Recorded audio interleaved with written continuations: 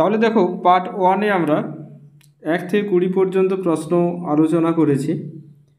তারপরে নেটওয়ার্ক সমস্যার জন্য তোমাদের এখানে কোশ্চেন অ্যান্সার আলোচনা করা হয়নি, তাই যারা 1 থেকে 20 পর্যন্ত প্রশ্ন উত্তরগুলো দেখোনি তারা একবার টেলিগ্রামে হয় লিঙ্ক পেয়ে যাবে, তাছাড়া এই ভিডিওর এন্ড স্ক্রিনে লিঙ্ক পেয়ে যাবে, তাছাড়া তোমরা বিশ্বজয় ইউটিউব চ্যানেলেও লিঙ্ক পেয়ে যাবে।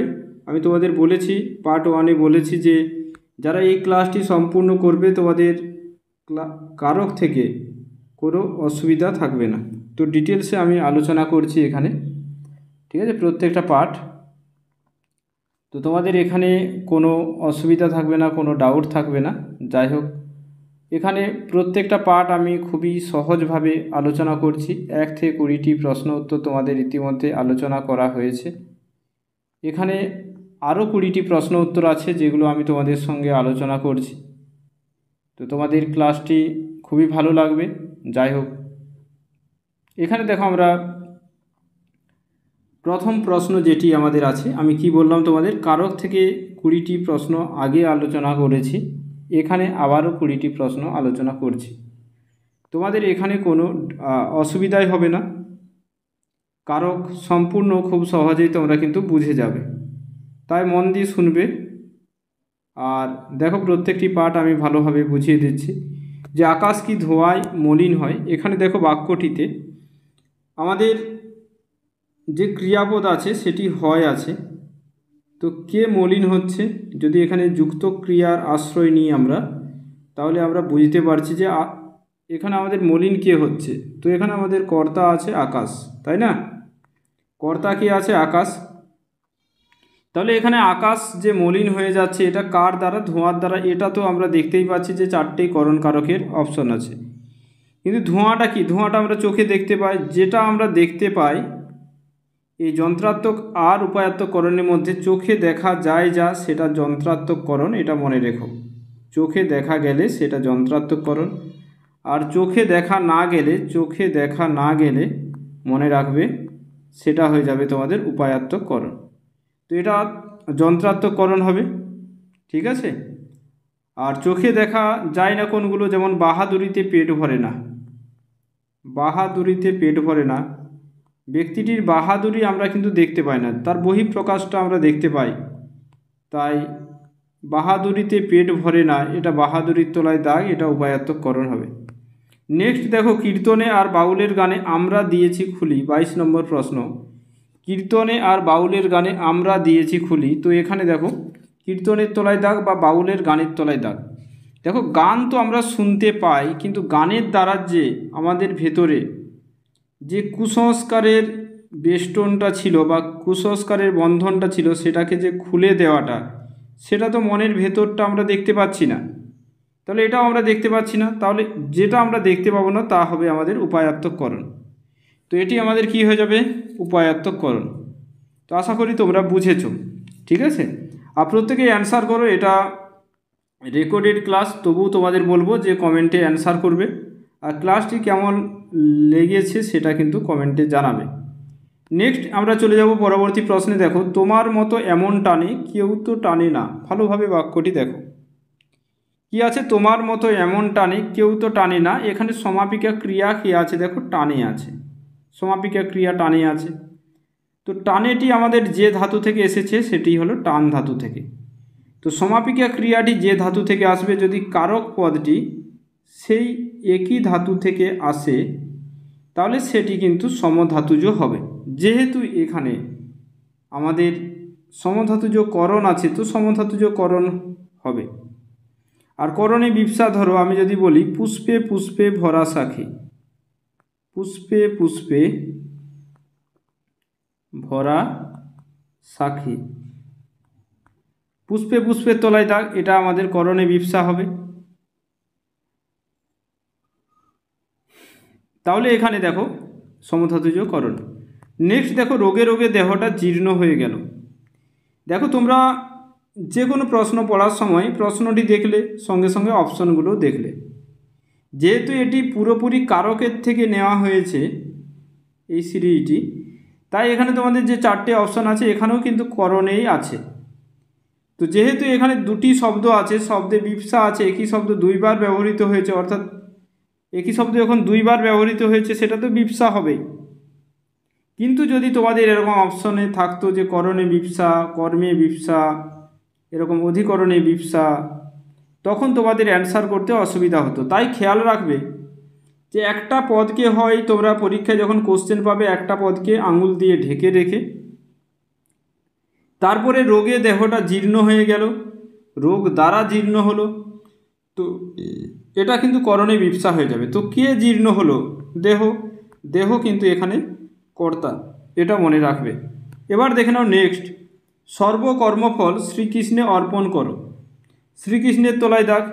দেখো তোমরা প্রত্যেকেই অ্যান্সার করবে, ঠিক আছে, প্রত্যেকেই তোমরা অ্যান্সার করবে। তো এখানে যদি আমি তবু তোমাদের দেখি যে এখানে কর্মফলটা শ্রীকৃষ্ণের নিমিত্ত অর্পণ করতে বলা হয়েছে, তো এগুলো নিমিত্ত কারক হয়ে যাবে।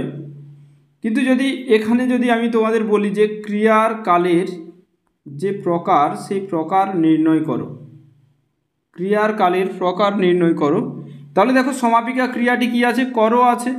অর্থাৎ এখানে যদি মনে হয় আদেশ, উপদেশ, অনুরোধ ইত্যাদি ইত্যাদি বোঝায়, তখন সেটা আমাদের হয়ে যায় বর্তমান অনুজ্ঞা। তাহলে এখানে আমাদের এটি উত্তর হয়ে যাবে কি? বর্তমান অনুজ্ঞা। নেক্সট দেখো, কথাটা শুনে ভদ্রলোক যেন আকাশ থেকে পড়লেন। কথাটা শুনে ভদ্রলোক যেন আকাশ থেকে পড়লেন। খুব ভালোভাবে এখানে তোমরা কনসেপ্টটি ক্লিয়ার রাখবে। কেমন দেখতে হবে কনসেপ্ট? দেখো, ধরো এখানে আমি কর্তাকে অবস্থান করলাম, যদি কর্তা এখান থেকে সরে পড়ে, যদি কর্তা স্থান থেকে দূরে কোথাও চলে যায়, মনে রাখবে, যদি কর্তা তার নিজের যে স্থান, সেই স্থান থেকে যদি দূরে কোথাও চলে যায়, তখন সেটা মনে রাখবে। যেহেতু এখানে ভদ্রলোক আকাশ থেকে পড়লেন, ভদ্রলোক পড়ছেন কিন্তু, অর্থাৎ কর্তা একটা স্থান থেকে কর্তার বিচ্যুতি ঘটছে। যখন একটা স্থান থেকে বিচ্যুতি ঘটে তখন কিন্তু সেটা স্থানবাচক অপাদান হয়ে যাবে। এবার তুমি কিভাবে বুঝবে স্যার স্থানবাচক অপাদান আর অবস্থানবাচক অপাদান কিভাবে আমি বুঝবো? তোমাদের সেটাও আমি বলে দিচ্ছি। স্থানবাচক অপাদানের ক্ষেত্রে কি পেলাম? তাহলে কর্তা একটি স্থান থেকে সরে আসবে, কর্তা একটা স্থান থেকে কর্তার বিচ্যুতি ঘটবে, অর্থাৎ পড়ে যাবে বা সরে যাবে এরকম। আর অবস্থানবাচকের ক্ষেত্রে কি হয়? ধরো আমি বললাম এখানে একটি ধরো বাক্য বলছি যে দেবতারা স্বর্গ থেকে পুষ্প বৃষ্টি করছেন। দেবতারা স্বর্গ থেকে পুষ্প বৃষ্টি করছেন। তো স্বর্গ থেকে তলায় দাগ, কার তলায় দাগ? স্বর্গ থেকে। তাহলে দেখো বাক্যে কর্তাকে দেবতারা, তাহলে দেবতারা কি স্থান থেকে বিচ্যুত হচ্ছে? দেবতারা কি এখানে বিচ্যুতি ঘটছে? দেখো তো, তুমি বলবে না স্যার দেবতাদের বিচ্যুতি ঘটছে না। কার বিচ্যুতি ঘটছে? কে স্বর্গ থেকে পড়ছে? পুষ্প পড়ছে, তো কর্ম পড়ছে। তাই মনে রাখবে, যদি কর্তা এক স্থানেই থাকবে, কর্তা এখানে, কিন্তু কর্তা এখান থেকে তার কর্মটাকে করবে, তখন সেটা মনে রাখবে অবস্থাবাচক এখানে হবে, যেটাকে অবস্থান এটা হতো অবস্থানবাচক অপাদান। তাহলে কি বললাম আরও একবার বোঝো। এখানে ধরো আমাদের কর্তা আছে, তো কর্তা এই স্থান থেকে সরে পড়বে দূরে কোথাও, তখন সেটা হয়ে যাবে স্থানবাচক উপাদান। আর কর্তা যখন এইখানে থাকবে, এইখানে থেকেই যখন কর্মটি দূরে কোথাও করবে, কর্ম দূরে কোথাও করবে, কর্ম দূরে কোথাও করবে, তখন সেটা কিন্তু অবস্থানবাচক হয়ে যাবে। ঠিক আছে, আমরা চলে যাব পরবর্তী আরেকটি। দেখো উদাহরণে প্রশ্ন, দেখো সকাল থেকে বাদল এলো ফুরিয়ে এলো বেলা। তো কবিতার লাইন একটা, সকাল থেকে বাদল হলো ফুরিয়ে এলো বেলা। তো এখানে সম্পূর্ণ বাক্যটি লক্ষ্য করো, লক্ষ্য করলে বুঝতে পারবে তোমরা কি আছে। সকাল থেকে বাদল হলো ফুরিয়ে এলো বেলা, তো একটা সময় থেকে বোঝাচ্ছে। কি বোঝাচ্ছে? একটা সময় থেকে। যখন একটা সময় থেকে বোঝাবে তখন কিন্তু সেটা কাল বোঝাচ্ছে। তো কালবাচক অপাদান হবে, কি হয়ে যাবে, এখানে আমরা কালবাচক অপাদান পেয়ে যাব। যখনই একটা সময় থেকে বোঝাচ্ছে তখন সেটা কালবাচক অপাদান হয়ে যাবে। স্থানবাচক বললাম যে ছেলেটি বারান্দা থেকে পড়লো বা ছেলেটি ছাদ থেকে পড়লো, এটা হবে। অবস্থানবাচকও বললাম, যাই হোক। এবার দেখে নাও, ছেলেরা ছাদে ঘুড়ি উড়াচ্ছে। ছেলেরা ছাদে ঘুড়ি উড়াচ্ছে, এখানে দেখো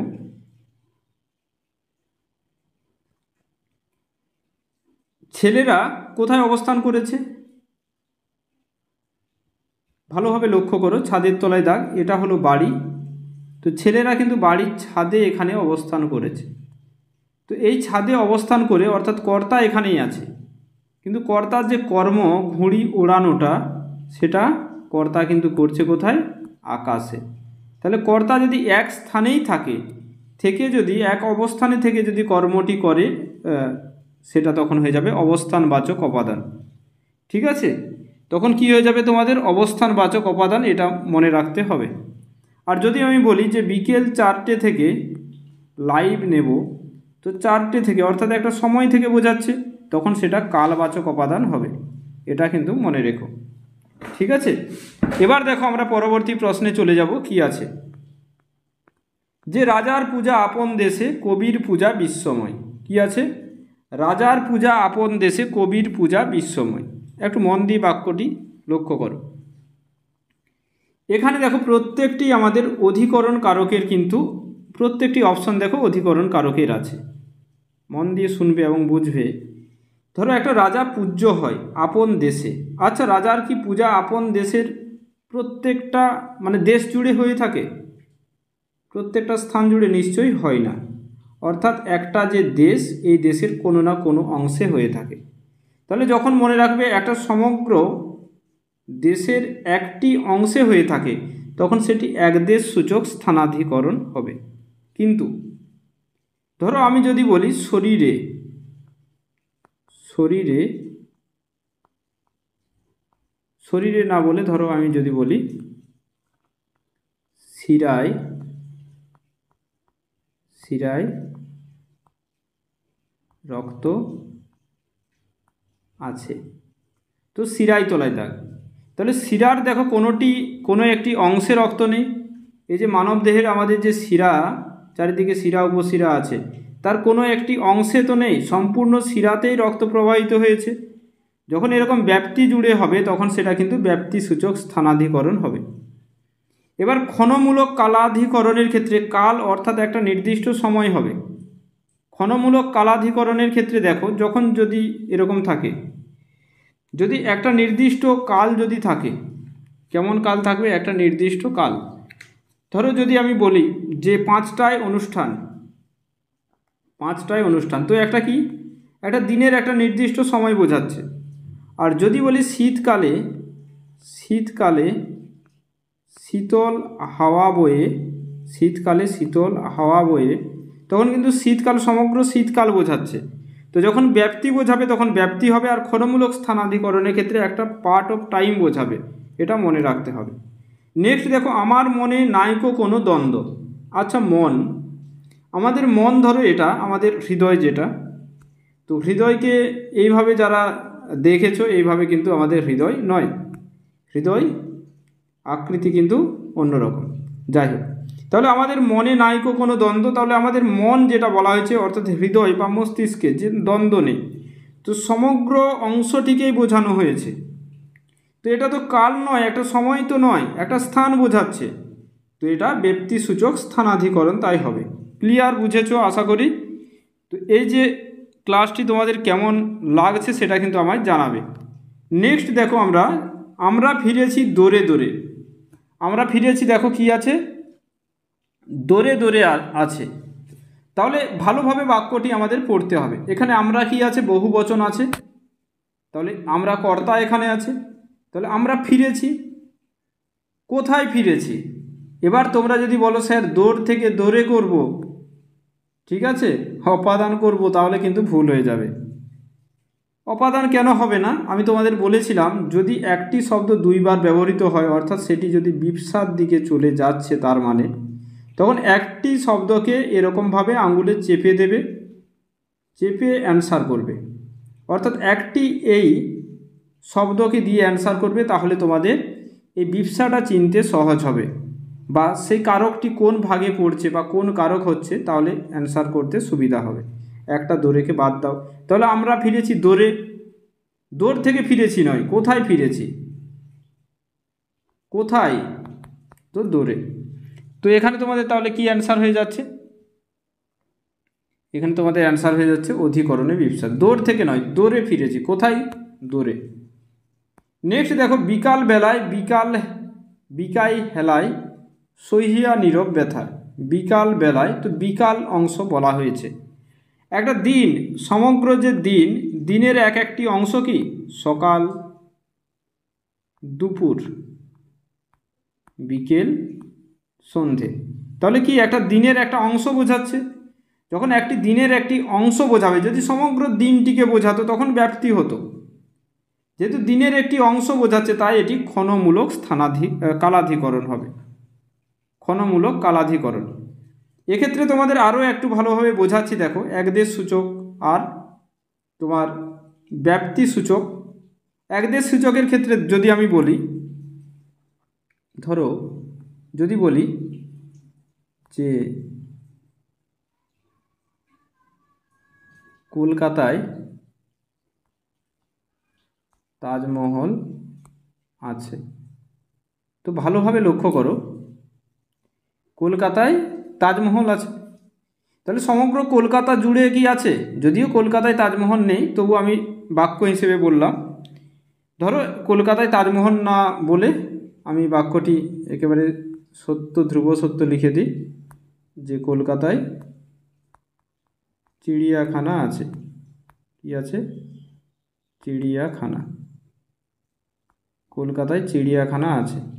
তো ভালোভাবে লক্ষ্য করো, এই সমগ্র কলকাতা জুড়ে কি চিড়িয়াখানা আছে? নিশ্চয়ই নয়, কলকাতার একটি অংশ জুড়ে।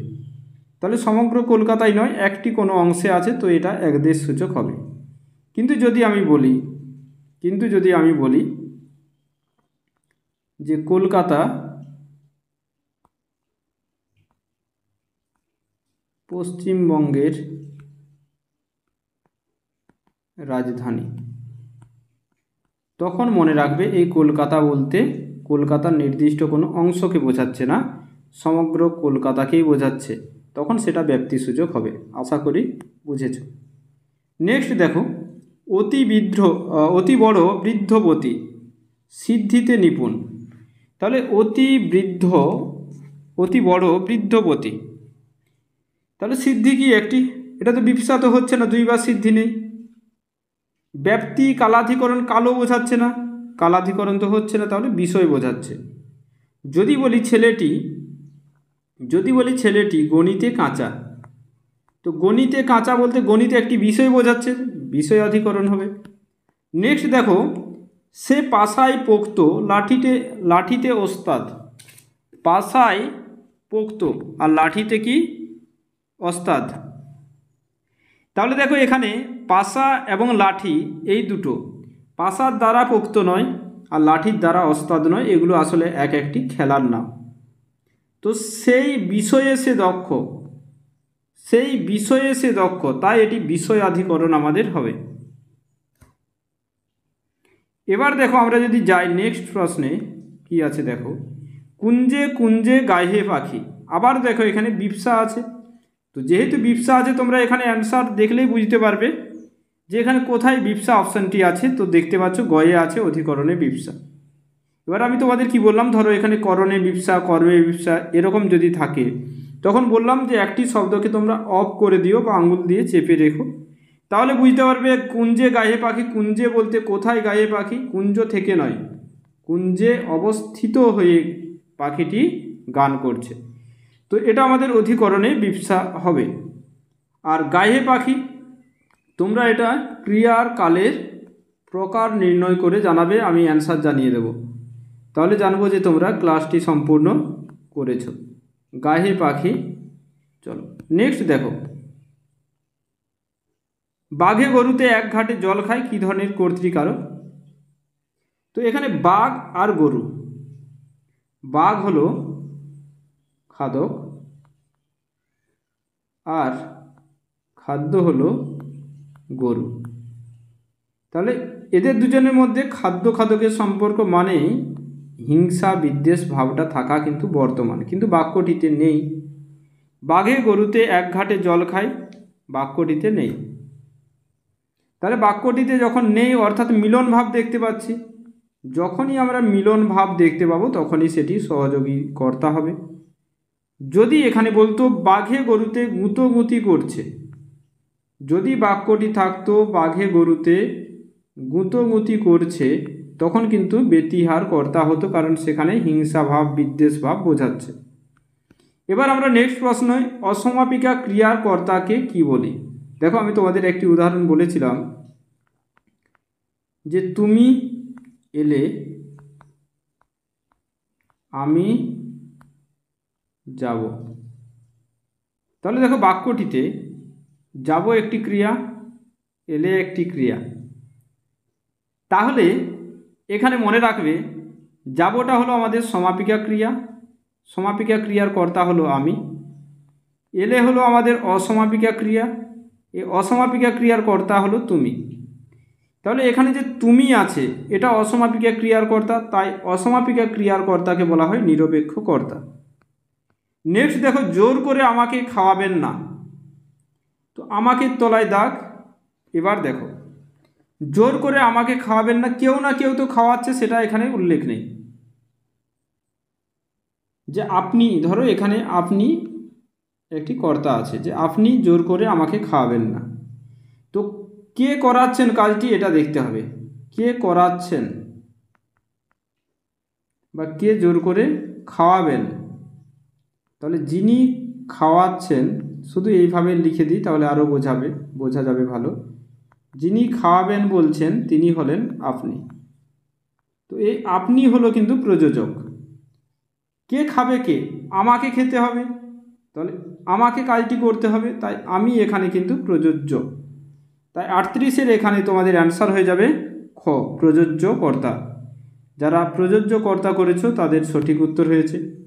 নেক্সট দেখে নাও, বাঁশি বাজে বন মাঝে কি মন মাঝে। ভালোভাবে লক্ষ্য করো, সহযোগী কর্তার ক্ষেত্রে আমি তোমাদের বলেছিলাম মা মেয়েতে, ধরো এরকম যদি বাক্য থাকে গল্প করে, মা মেয়েতে গল্প করে, তো এখানে মা মেয়ের মধ্যে সন্ধি ভাব বা একটা স্নেহের ভাব দেখতে পাচ্ছি, আমরা মিলন ভাব দেখতে পাচ্ছি, তখন সহযোগী কর্তা। কিন্তু বাঁশি বাজে, বাঁশি তো একা একা বাজতে পারে না, বাঁশি বাজে তো কে বাজে প্রশ্ন করলে তুমি বাঁশি পাবে, কি দিয়ে কি বাজে প্রশ্ন করলেও তুমি বাঁশি পাবে। যখন কে আর কি দুটো দিয়েই প্রশ্ন হয় তখন মনে রাখবে সেটা কর্মকর্তৃবাচ্যের কর্তা হয়ে যায়। আবারও পুনরায় বলছি, যদি কোনো সময় মনে হয় যে একটি আমি ক্রিয়াপদকে যখন প্রশ্ন করছি যে কি বাজে দিয়ে, তখন উত্তর পাচ্ছি কারক পদটি, এবং কে বাজে দিয়েও যদি প্রশ্ন করছি তবুও পাচ্ছি এখানে কারক পদটি। যখন এরকম কি আর কে দিয়ে প্রশ্ন করলে উত্তর পাবো তখন সেটি কর্মকর্তৃবাচ্যের কর্তা হয়, কারণ এরকম বাক্যে আমাদের কর্মপদটি কর্তা হয়ে থাকে। পদটি কর্ম কিন্তু কর্তা হয়ে বাক্যে থাকে। আশা করি তোমরা বুঝেছ। নেক্সট দেখো, তেলা মাথায় তেল দেয়া মনুষ্য জাতির রোগ। কোথায়? তেলা মাথায় তেল দেয়া, অর্থাৎ যেখানে বেশি উপকার সেখানে মানুষ তেল দিতে বেশি ভালোবাসে। তাহলে এখানে অর্থাৎ যে ধনী সে আবার ধনী হয়, যে দরিদ্র সে আবার দরিদ্র হয়। তাহলে এখানে যদি দেখি তেলা মাথায় তেল দেওয়া, এখানে আমাদের প্রশ্নটি আছে তেলা মাথায় তেল দেওয়া, তাহলে এখানে কি হবে প্রত্যেকেই অ্যান্সার করবে। যে বাক্যাংশ কর্তা এখানে দেখো আছে, তেলা মাথায় তেল দেওয়া বলতে এখানে আমাদের বোঝাচ্ছে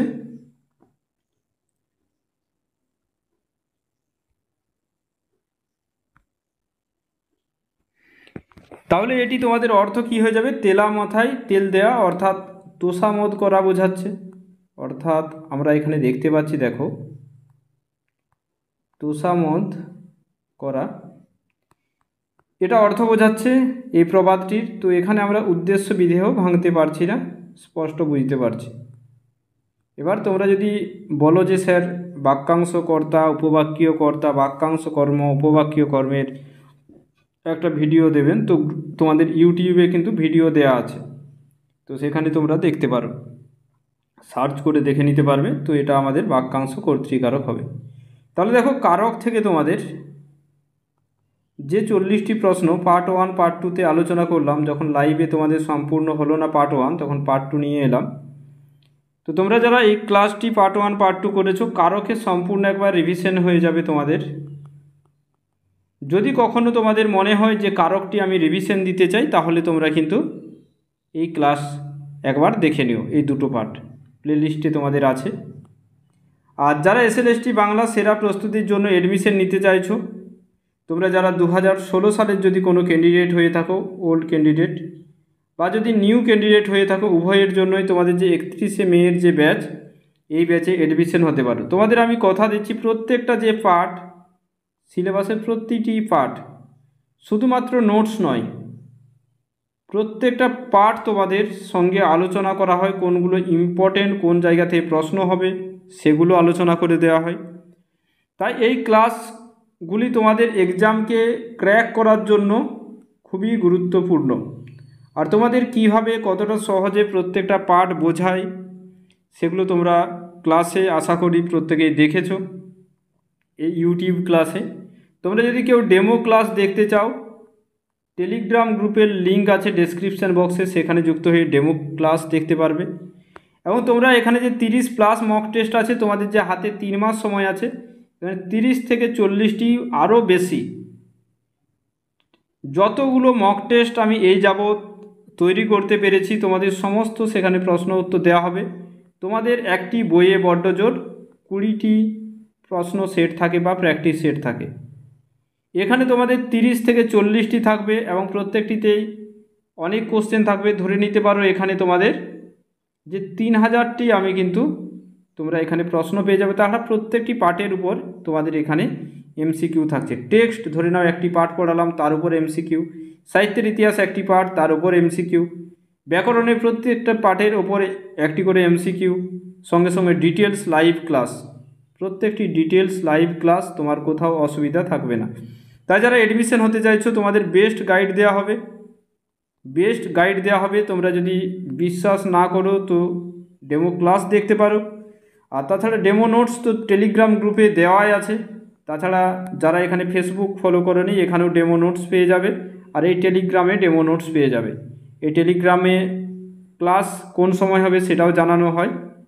এই যে এখানে ডেমো নোটস আছে, এইভাবে ডেমো নোটস তোমাদের হ্যান্ডরাইটিং, টাইপিং সব রকমের ডেমো নোটস আছে।